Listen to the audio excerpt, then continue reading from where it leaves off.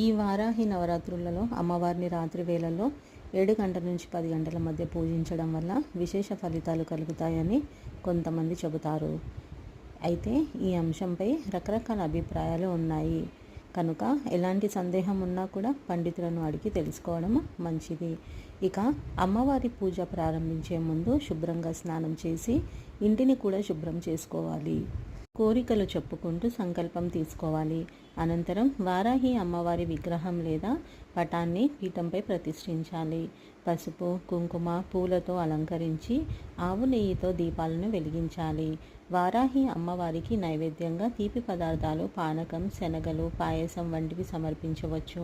ముఖ్యంగా బెల్లం పానకం అమ్మవారికి చాలా ప్రీతికరమైనది. తర్వాత ప్రశాంతమైన మనసుతో వారాహి మూల మంత్రాలు జపించాలి.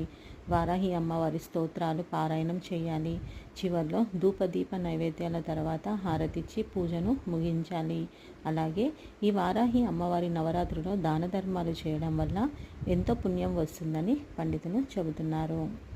శ్రీమాత్రే నమః.